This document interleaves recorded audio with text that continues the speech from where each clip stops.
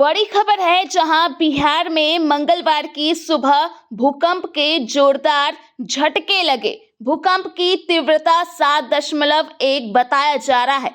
राजधानी पटना में सुबह करीब 6:35 पर भूकंप के झटके लगने शुरू हुए। पहले हल्के झटके लगे, इसके बाद तेजी से धरती हिली। सुबह में नींद में सोए लोग भूकंप के झटकों की वजह से जाग गए। सोसाइटी में हड़कंप मच गया। लोग घरों से बाहर निकलकर खुले में पहुंच गए। बिहार में सुबह सुबह भूकंप के झटके से लोग सहम गए।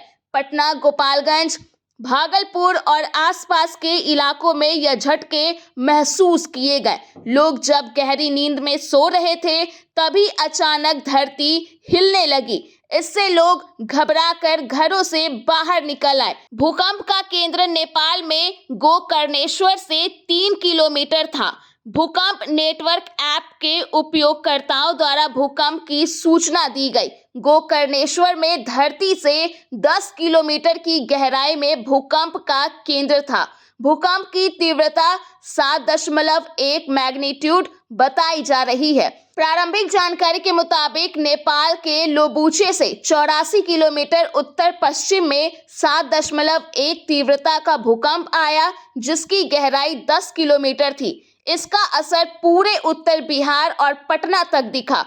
वहीं गोपालगंज में सुबह 6:32 पर भूकंप के झटके महसूस किए गए। यह झटका कई सेकंड तक चला। लोग नींद में सोए थे, कुछ लोग जागे हुए थे, लेकिन अचानक धरती कांपने लगी। धरती कांपने की वजह से लोगों की बेड हिलने लगे और घर के पंखे भी हिलने लगे थे, जिससे लोगों की नींद टूट गई। लोग हड़बड़ी से घरों से बाहर निकले तो एक दूसरे से जब लोगों ने पूछा तो उन्होंने भी भूकंप के झटके महसूस किए।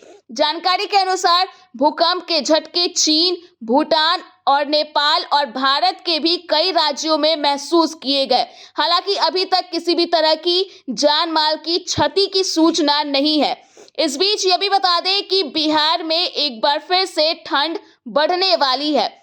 पछुआ हवा चलने से अगले 3 दिनों में तापमान 2 से 4 डिग्री सेल्सियस तक गिर सकता है। मौसम विभाग के अनुसार पछुआ हवा का प्रवाह सोमवार देर रात से शुरू हो गया है।